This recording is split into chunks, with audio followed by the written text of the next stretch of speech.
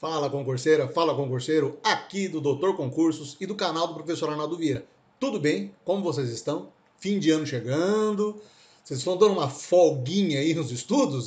Mas, gente, folguinha curta, hein? Olha, é 20 dias no máximo.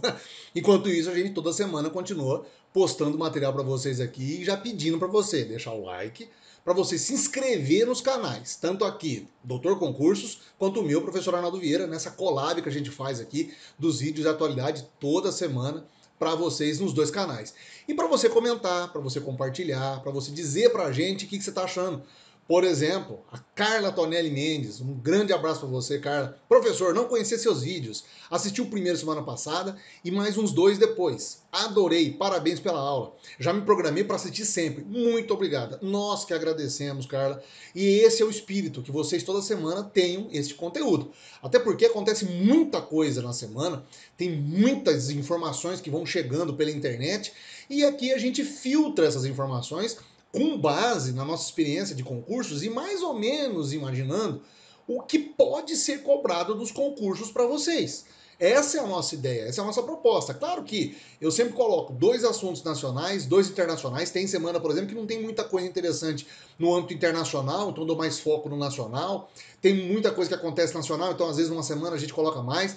Então a gente vai sempre variando esse conteúdo para vocês. Mas a Carla tá no caminho correto, toda semana a gente tem vídeo e continuem assistindo, pessoal, continuem estudando, tá? Fim de ano tá aí, a gente sabe, mas não deixa a peteca cair, tá? É muito importante vocês estarem atualizados e sabendo o que está acontecendo, como no âmbito nacional, por exemplo, essa semana que passou, o grupo de trabalho da Câmara que aprovou internamente, né, o código, uma espécie de código, não vamos dizer assim, né, mas um novo projeto de lei que estabelece algumas regras para a questão das fake news. Esse projeto já tinha sido votado, já tinha sido apresentado e discutido o ano passado, tá? 2020, nas comissões internas do Congresso, foi para votação, depois voltou, foi criado um grupo de trabalho, então, entre senadores e deputados, e agora sim fecharam o texto. O texto teve modificação, então agora ele vai ser colocado novamente à votação no Senado para depois ir para o Congresso e assim ser promulgado pelas duas casas. O que é importante,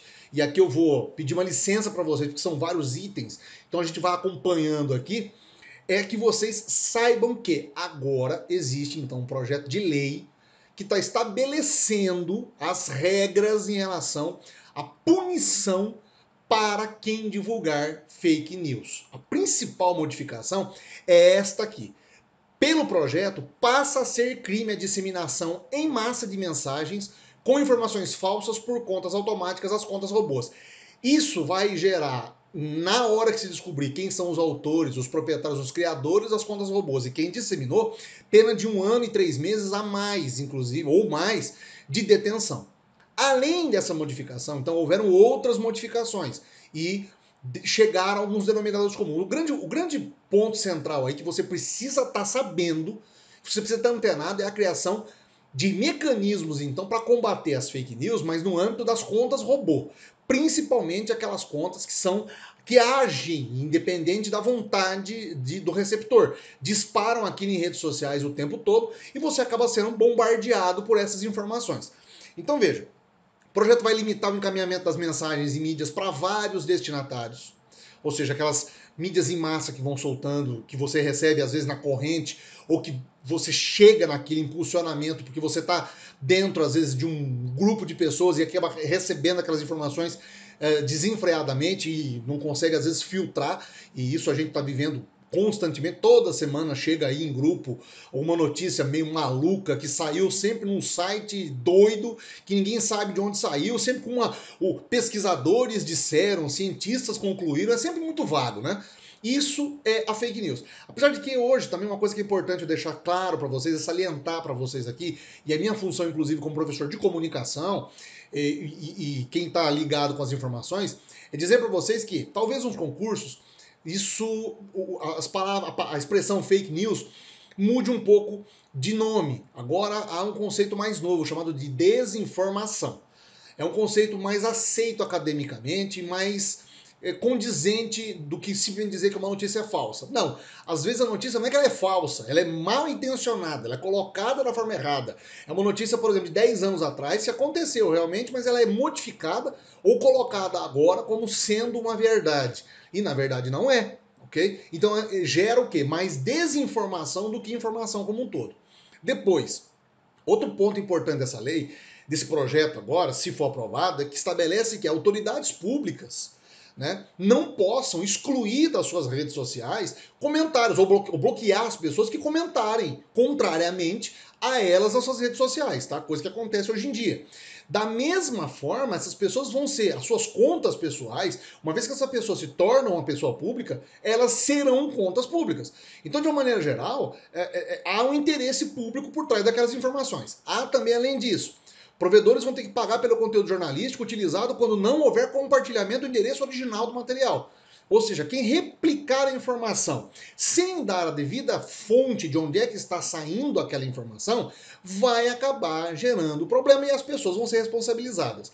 Há também agora os portais que vão ser responsabilizados, os grandes conglomerados de mídia que vão ser responsabilizados, porque agora eles têm que ter CNPJ no Brasil, têm que ter endereço no Brasil, são modificações, de uma maneira geral, importantes, mas que são feitas agora dentro desse âmbito do ambiente que nós estamos chegando aí para a política, ou seja, para a eleição do ano que vem uma excelente boa hora. Ou seja, nós temos agora que continuar estudando sobre desinformação, mas num outro âmbito, sabendo que muitas dessas informações equivocadas ou desinformações vão acabar chegando nas pessoas com o intuito de modificar elas dentro do seu universo na questão política do ano que vem. Importantíssimo citar isso para vocês. Talvez, é claro, não vai cair desta forma nos concursos, mas que há uma reflexão que tem que ser feita em relação à questão hoje da disseminação em massa, das contas robôs, dos gabinetes paralelos e de informação que acabam divulgando essas informações, de modo a criar uma animosidade ou criar um ambiente de conflito dentro da internet, isso já está mais do que solidificado. Todos nós recebemos, você também, você que está estudando agora, inclusive atualidades para concurso, tem que saber separar bem o joio do trigo. Então agora a gente tem esse projeto que deve caminhar, se não tiver mais modificações, né? E que a gente espera sim que seja aprovado pelos parlamentares. Informação muito importante, por isso que eu dei um destaque maior nelas nessa aula, tá? Na outra ponta, a gente teve, no final da semana, o sequestro de dados do Conect SUS. O Ministério da Saúde, na madrugada de sexta-feira, teve um aplicativo invadido por um grupo de hackers chamado Lapsus Group.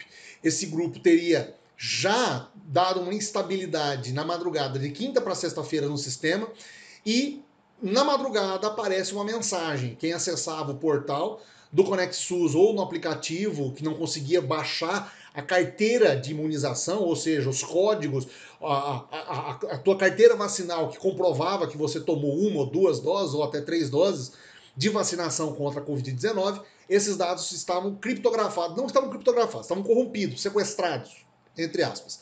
Bom, isso foi encaminhado, sim, para a Polícia Federal, o Ministério da Saúde fez o que tinha, a princípio, em mãos as informações. O aplicativo, claro, era necessário e é necessário, continua sendo necessário para várias funcionalidades. Teve problemas no Piauí, na Bahia, pessoas que não conseguiam ter a carteira de vacinação, ou seja, não conseguiam comprovar a sua vacinação. Aqui foi a mensagem que eles colocaram na página, né, como vocês estão percebendo aí, que ficou dizendo que os dados internos dos sistemas foram copiados e excluídos, né? E para isso eles estavam utilizando um ransomware que sequestra o conteúdo. Havia um backup, sim. A polícia continua investigando. O que se sabe até agora é que esse grupo estava pedindo dinheiro, mas foi considerado, em determinado momento, na sexta-feira, a própria Polícia Federal deu informação que poderia ser hackativismo. Ou seja, grupos que entram para fazer uma espécie de hackeamento no sistema, mas com uma causa política ideológica por trás. De toda forma, é um crime digital. Prejudica muitas pessoas, prejudicou muita gente, e em vias numa semana em que as tensões ficaram bem acirradas no âmbito político, no âmbito da Anvisa, no âmbito dos estados, por conta das pessoas que estão chegando de fora que teriam que fazer a quarentena ou fazer o teste, apresentar a carteira de vacinação, o comprovante vacinal. E aí criou-se toda aquela discussão entre os governos, se iriam criar um decreto, se faria isso de modo ostensivo, um bate-boca entre presidentes e governadores, enfim, no fim das contas, todas as pessoas saíram prejudicadas. É uma informação que talvez vá ter desdobramentos, mas é importante você saber, porque isso aconteceu e é fato que a gente precisa de ainda manter todos os cuidados necessários para que a gente não tenha mais propagação desse vírus terrível e principalmente das novas variantes. A questão da carteira de vacinação é muito importante, principalmente porque ela comprova que você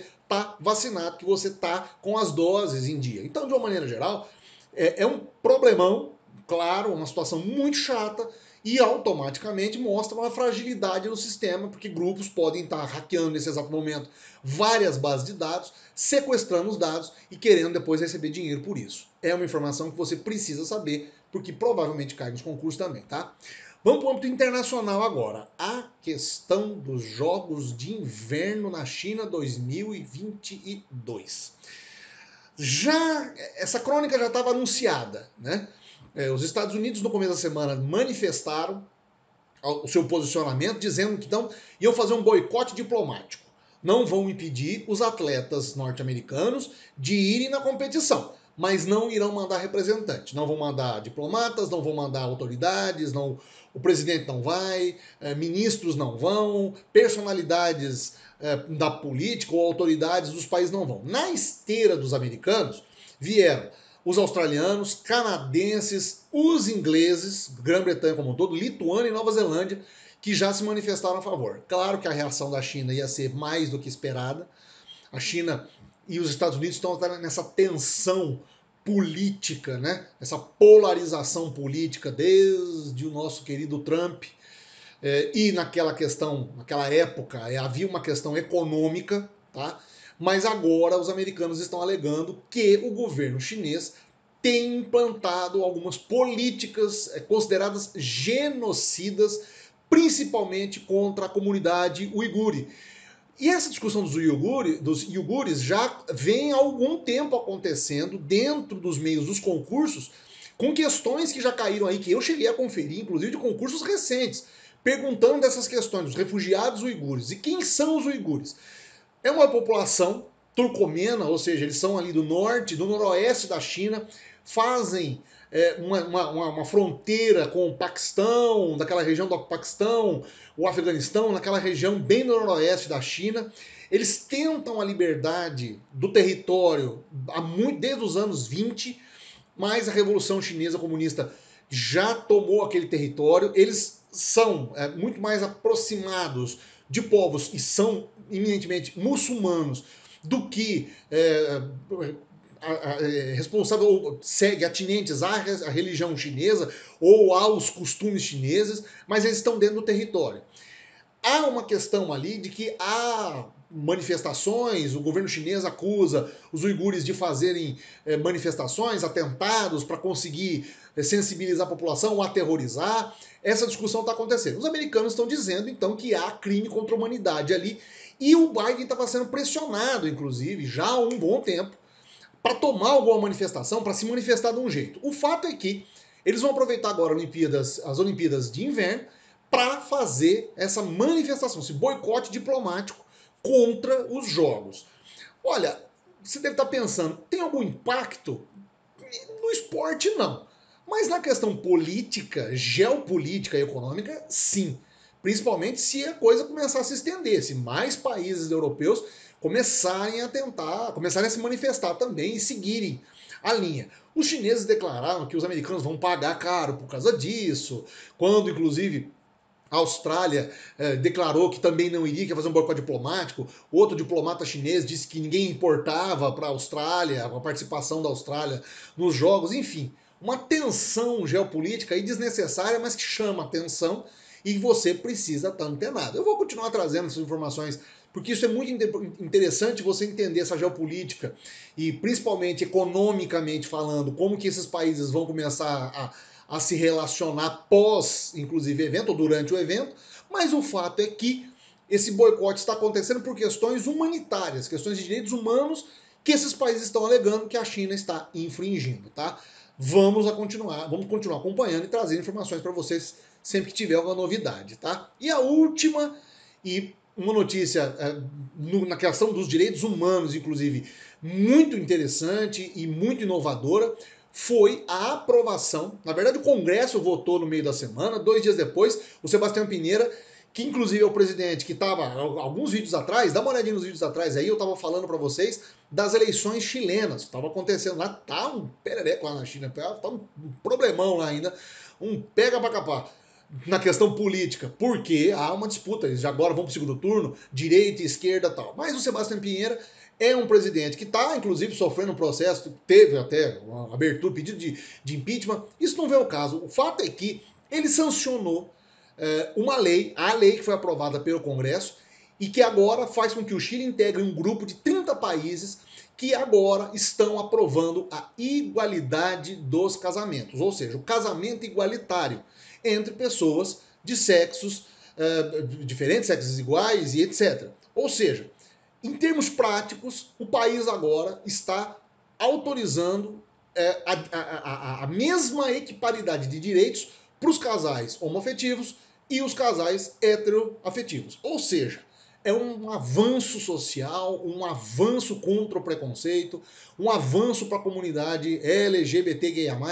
Enfim, é um país que agora está na vanguarda aqui na América do Sul em torno desses direitos, desses direitos humanos que agora não deveriam nem ser discutidos, né? A liberdade já pregada há tanto tempo pela Declaração Universal dos Direitos Humanos, e isso é algo que já deveria já ter passado pela sociedade.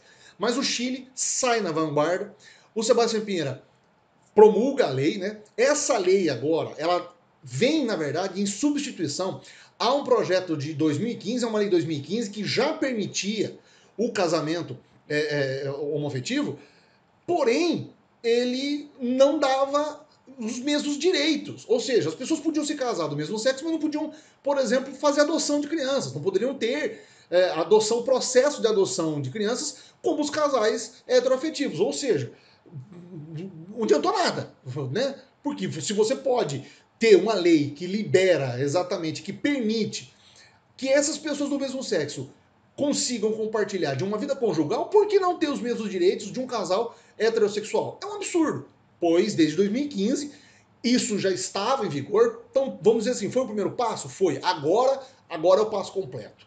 Então, havendo essa possibilidade, agora a lei estando aprovada, a comunidade, todas as pessoas todas que são